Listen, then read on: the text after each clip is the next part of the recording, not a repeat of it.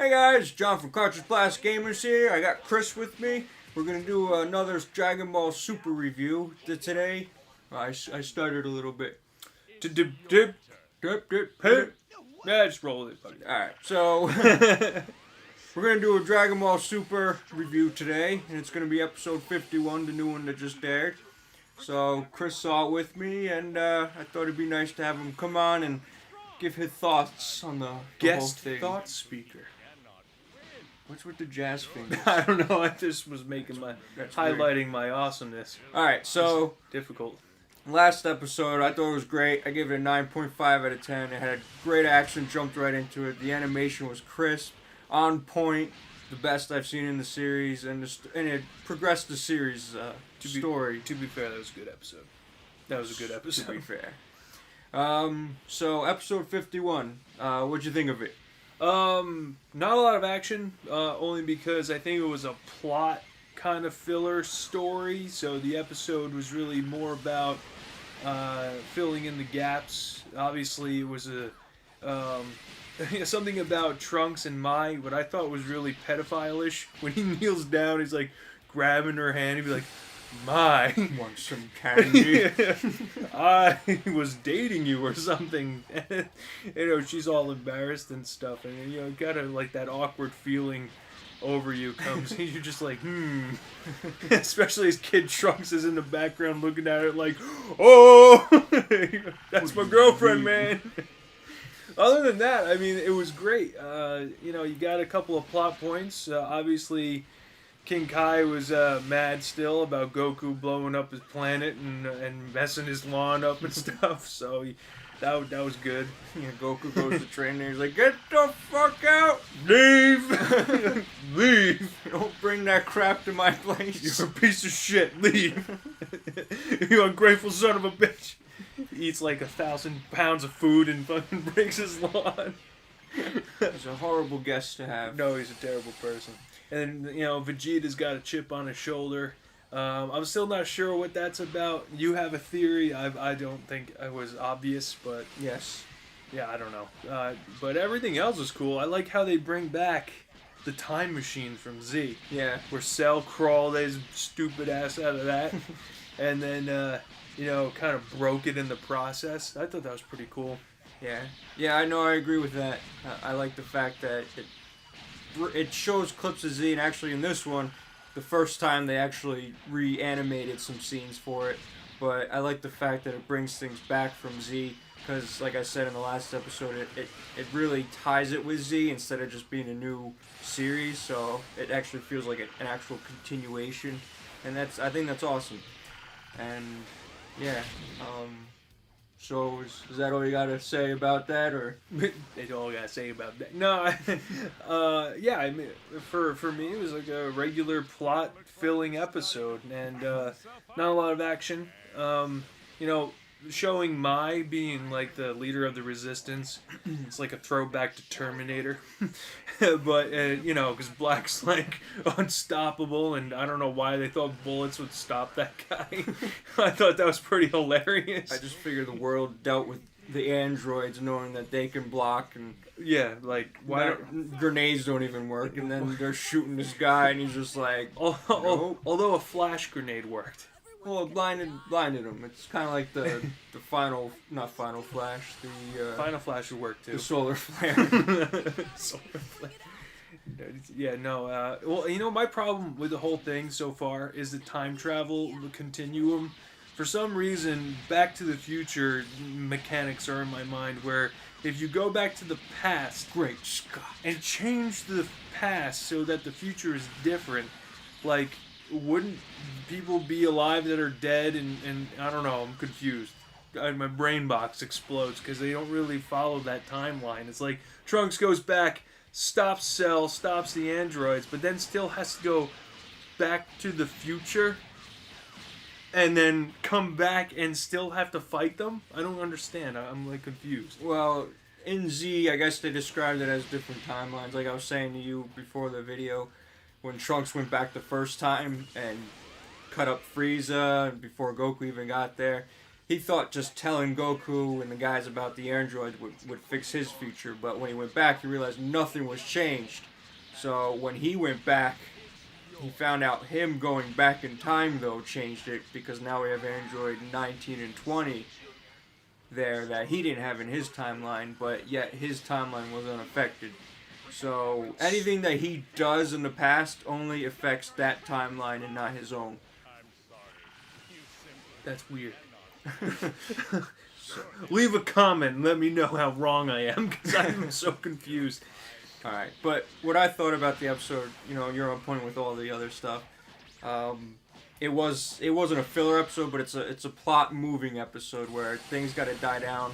Because if you have action all the time, it's just going to be everything will move too fast. You can't always have a 5-minute fight, Frieza Saga that lasts 30 episodes.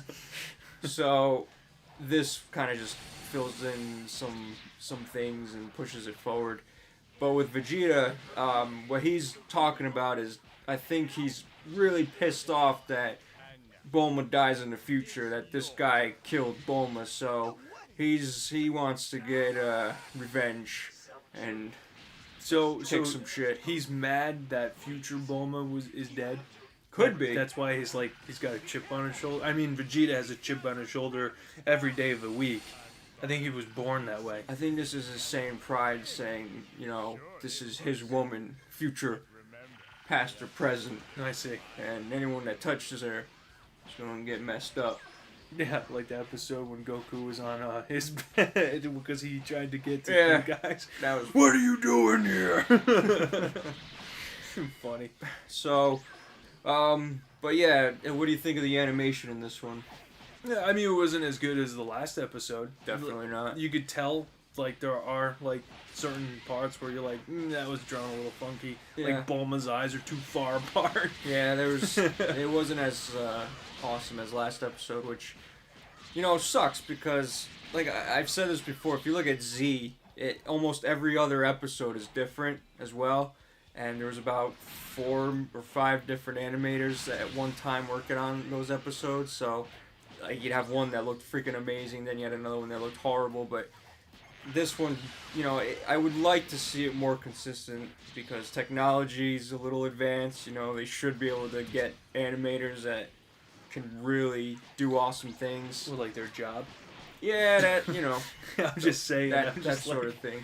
I'm like, if you're going to be consistent, make sure you got I mean, I get it. It's a lot of work. But with technology available today, wouldn't that make it easier? It's not like they have to. Do they still hand draw these things on paper? I'm pretty sure it's all digital now. I mean, you're still digitally drawing it, but right. It's not like it's not like turning the 24 pages just to make a smile or something. Like you kill a forest to make an episode. Yeah. But it's like I said in a previous episode, it's never gonna be like the Dragon Ball Z movies where it was just top notch. You saw all the detail. It was gritty. That was high quality. Just because it was a movie. I'd imagine they put a little bit more money into something like that project. Yeah. I just feel the animation with this series is more modern. If you look at other animes, they're kind of in the same direction. It's not as gritty. It's like a certain style where it's more bright and it's but yeah. Yeah. Anyway, animation on this episode is a little lacking. Not horrible. There's definitely worse episodes. I've seen worse. So far they've been fixing it in the Blu-ray releases, so hopefully when they do that, they'll touch it up a bit. Yeah. But so anyway, with the story, we're finding more and more about who Goku Black is or what his deal is. So, do you have any theories at all? I mean, I'm still a little confused at his situation. Honestly, the ring and his earring and the fact that when he battled Goku and he just feels like he's learning from the fight like most Saiyans do, except if you notice when he powered up in this episode, the flash of real Goku and his uniform streaks across his body. And it almost it gave him focus, and I forget the exact quote that he used, but he ended up saying like this suits me well or something like that. Like I feel like Goku's power, and he believes fighting Goku is going to make him stronger. So obviously there is the plot set up for Black to seek out Goku and fight him because he believes it's going to make him stronger. So I think that was important to point out. But honestly, I don't know who the hell this guy is. What do you think? Well, see, I think, well, I'll say it again because, just for the sake of it, it's not Goten.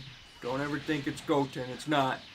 But anyway, so last episode, I said that it's not the original Goku, but what I'm thinking now, because if you look at last episode, the scene where he first starts fighting Goku, he gets hit, or he feels a few ki blasts, and then he looks at him, he's like, so this is the power of Son Goku, and Goku responds with, oh, so you're like me, you get excited when you meet a very powerful opponent.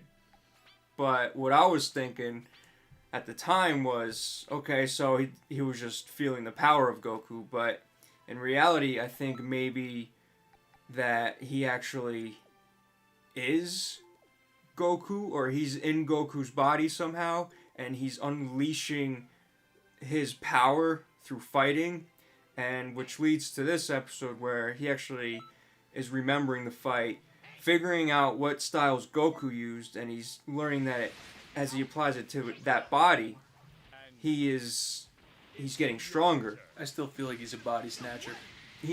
See, what's getting me is the one Portara earring in his ear. See, my idea is maybe something happened in the other world where Goku ended up meeting this Kaioshin. They ended up fusing together, but something sinister happened, and then when they split up, that person's soul is now in Goku's body, hence the one Portara earring, and the other half with maybe Goku's body was either destroyed or has Goku's soul in it. So that's my theory where they might be going with this. But they would have to come from another universe. Yes, actually, that leads, because the next episode kind of gives a little spoiler away. They mentioned having to go into Universe 10 to seek out information about the ring and hopefully figure out why Black Goku has it. So this could be a Goku from another universe, or this Kaioshin that's going from universe to universe with a stupid grudge on its back. Well, he did against humans. He did mention that he wanted to wipe out humanity when he first encountered Trunks in the flashback. And if you remember, he's asking, why are you doing this? And he's just like, that the gods' mistake was humanity. like that obviously pissed Trunks off. I mean, it pissed everybody off. So we're just I'm kind of interested to find out where that's gonna take it, because he's from a higher power. He says he describes things differently, like he saw the universe in a different way. So maybe that's some of the gods' mind instilled in him, and he saw things that the gods see, and drew his own conclusions that humanity is something that needs to be destroyed. Who the hell knows? I think it's really interesting. Yeah. So, but we'll have to figure out. Next episode seems to kind of push more towards that. I think the next episode's going to be a lot of the Gohan Trunks scene, and then at the last, they're gonna probably end the episode with them meeting the Kaioshin at the end, or you see him who he is, and then it's gonna end, and you're gonna be pissed off because it ended before anything interesting happened. But actually, speaking of the next episode, I'm very excited because we finally get to see future Trunks meet Scholar Gohan, and I'm ready for a lot of shame. Yeah, you're not as weak. I mean, Gohan is weak. He is freaking weak. So you see the flashbacks of the future Gohan, the badass when he Yeah. lost his arm, he's sitting there sacrificing his life so Trunks can live and stuff like that. Right. And then you have Trunks watching Gohan become Great Saiyan Man, and he's just sitting there watching the kid on the swing set. and he has so much shame. He's just like, how could this happen? Why are you weak?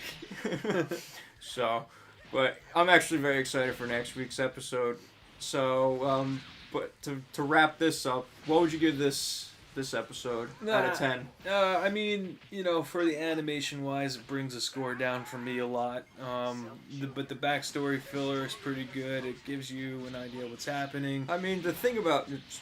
Sorry to cut you off, but speaking of animation, I know it wasn't good in parts, but the cool animation was the flashbacks. When you see Black kind of walking through the town and you see the reflection of the devastation in the earring. I thought that was neat. That was cool. Right. A little artistic Well, I mean, feel to it. I would give it a solid 7. This episode. 7 out of 10? Yeah, it's a solid 7. Okay. It's not the best episode I've ever seen, and I've watched every episode up to this point, guys. So that's just to give you what I'm talking about. But I think it's a 7. I think next episode is going to be better, especially if we get some flashbacks of future Gohan fighting and doing that kind of thing. I think it's going to be pretty passionate in that regard. So I can't wait. I can't wait to see next episode, and I'm really interested to find out the who Black is. Maybe they're going to answer some more questions, so it's going to be great. Yeah, 7th for me, a little low. That's the kind of episode I would give the one where Pan's flying into space. Oh God, I give that That filler I give that like a episode. 4. Yeah. That was so stupid. I would give this one an 8 because, like I said, I like the animation. It was bad at parts, but it wasn't the worst. It wasn't horrible. The flashbacks were cool. Getting to learn who Black is cool. Seeing the time machine and them showing some clips from Z and kind of tying it together. I'm always a fan of that, so that's why I got to give it a little higher. So, but like I said, I can't wait till next week's episode. I'm either going to laugh the entire time or, I don't know, Or cry. Tears of shame. I just really hope that it pushes Gohan to just become a badass again. I know, yeah, Gohan's such a sissy. Because I feel like them having this episode, they know that we know that we do know. that Gohan should be more powerful at this stage in the game, and that Yeah, like Super Gohan beyond Super Saiyan. Yeah. I remember that. That was cool.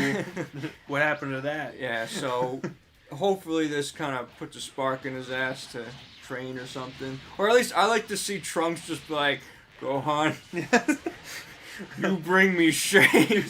Just smacks him in the face, be like, hey, Dishonor, wake up! So, but guys, tune in next time because we're gonna review that episode. Thanks for watching. If you like what we do, give us a like and subscribe to it. And if you guys, have any more you want to hear or say, leave us comments down there somewhere. Let us know how you like these episodes, how we're doing them. Each week has been a different format, but let us know what you think. All right, guys. And like I said, thanks for watching. I'm John for Cartridge Blast Gamers. And I'm Chris. And we'll catch you next time.